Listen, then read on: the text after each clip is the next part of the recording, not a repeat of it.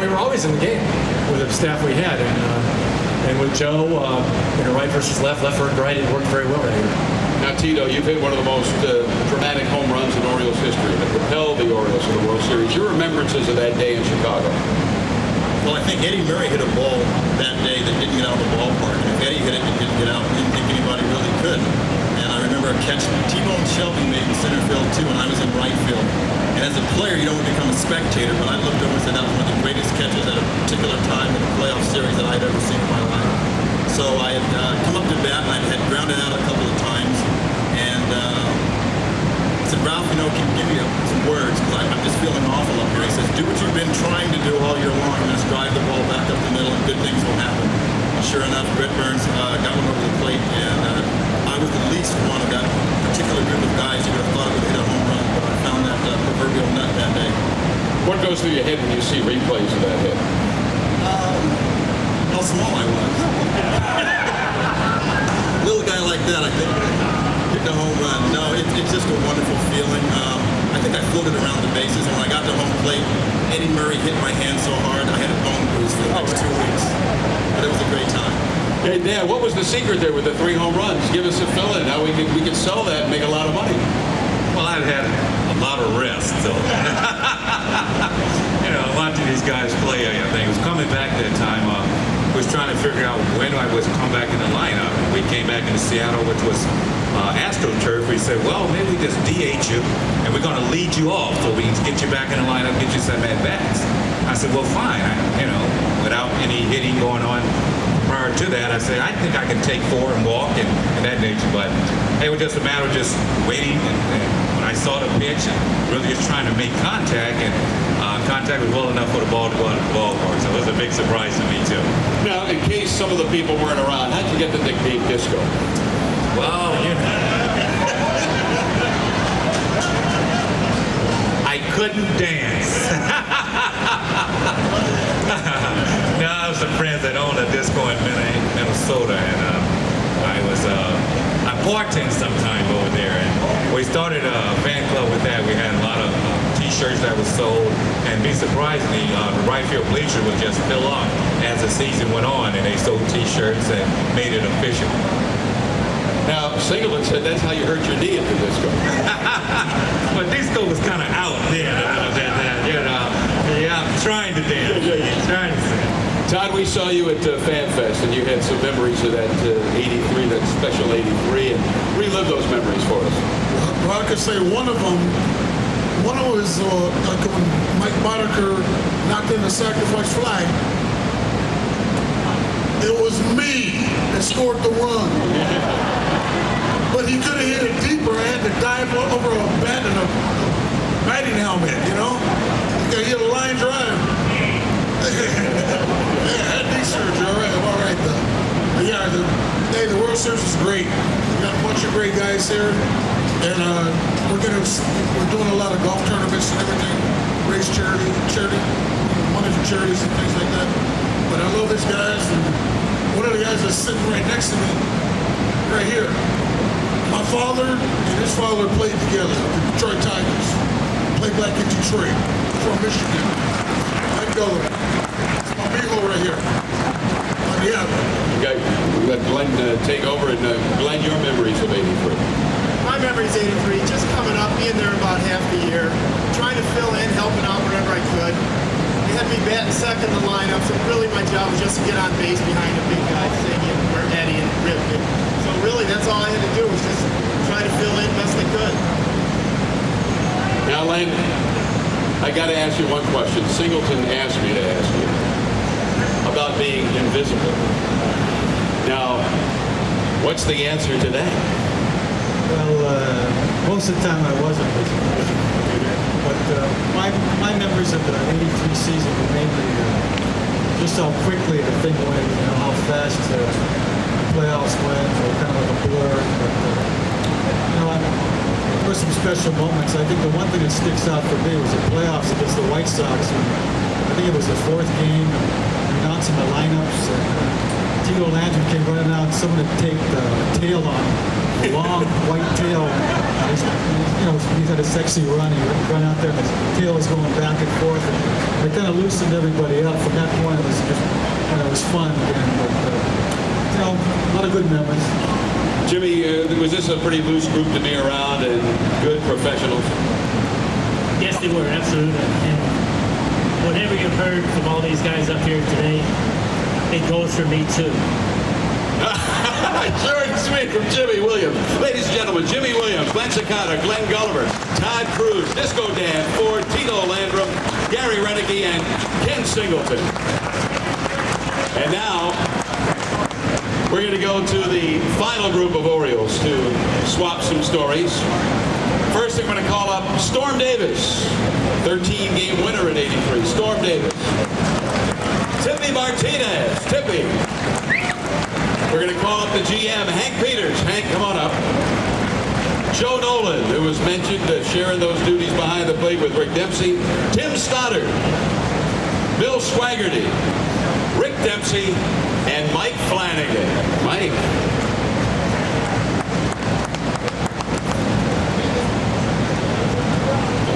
It was mentioned by Joe that he could pencil you in there. Rick wasn't catching in that platoon system. Was that an easy system to work within? Well, it wasn't bad. Rick didn't let me play too often, especially during the series. I didn't have a whole lot to do, and that was great. But no, it was fun. It was a great year, and if I could, I just wanted to mention 3 members of the '83 club that are no longer with us. Ralph Salvan, our trainer, Ralph Rowe, our hitting instructor, and of course Cal Ripken Sr., third base coach. Terrific people, and they were every bit as contributor to our ball club as any of our players. So we all miss them.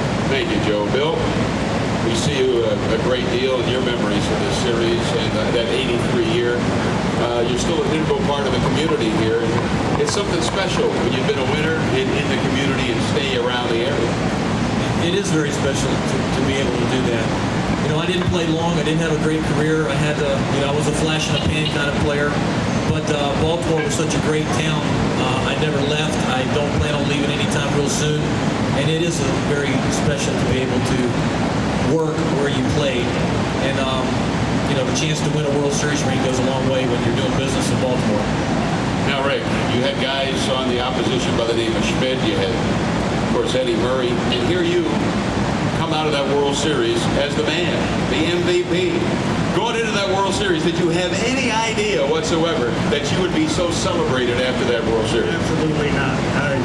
As far as Schmidt was concerned, I knew he had no chance. But Eddie always, as he usually did, he stepped up when we needed him the most. And in that last game, before that game even started, we all looked at each other and we were reminiscing back to the 1979 World Series where we managed to blow 3 games in a row and give the series back to the Pittsburgh Pirates, and we all kind of looked at each other and said, we're not going to let that happen again. So Eddie turned the dial up that day, and I don't know how many people remember that Eddie Murray's name was up on that scoreboard in right center field, just about where that ball landed, the first one. And the second one might have even been better than that. We had some unbelievable hitters in our lineup back then, as you know. Singy and Eddie and Cal just kind of carried us all year long, and as they did for many years. And we just kind of filled in. We made them look good. But outside of that, I never expected that I would get an MVP. I mean, I only got 5 hits in the whole series. The year before, I've said it many times, Robin Yount and Paul Muller had 5 hits in the first game of the World Series, apiece. So it was just pure luck. It wasn't a big offensive series. We had great pitching. Scotty pitched 2 complete games. Only gave up 2 runs. Probably should have got the MVP himself. And then, Storm came in and Palmer came in relief and Flanny did his thing. And we had unbelievable relief pitching back in those days. Stott and Tippy, they just, Tippy could have easily got it too. And he just handcuffed the Phillies at that time. We had some huge names in that lineup, with Schmidt, Morgan, and Pete Rose, and that band of guys. Those were the icons of the game back then. So, it was a blessing that we all ended up with a World Series championship and able to make amends for the 79 World Series. Tim Stoddard, Rick just mentioned about the bullpen. How close was that group of guys out there? And do you remain close today in any way? Do you communicate with the guys? We're real close. Sometimes too close. No, I mean, it was a group that the mainstay was there for quite a while. Timmy, myself, Sam Stewart, we were all been there for really since the 79 point. So we kind of all knew our roles, knew what was expected of us, shared spots here or there, knew that our job was to get a shot when we got, because the starters were so strong and so good that it wasn't a day where anybody would ever go and start innings. We'd always have to wait till they got somebody on second base or things like that. Our job is going and trying to do the best we can. I know a lot of you have been waiting for this. Before we send them over to the autograph stations, let's have a great big hand for all these guys who made the journey back to Baltimore to share their moments with you. Ladies and gentlemen, the 83 World Series participants, the Phillies and the Orioles.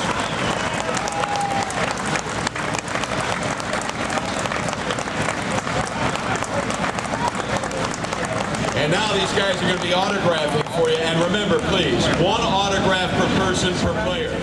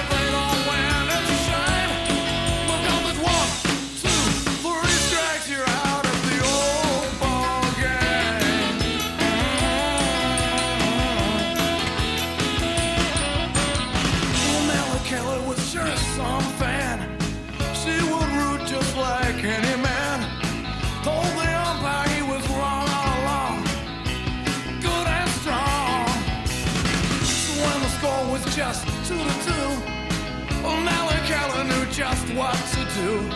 Well, just to cheer up the boys, she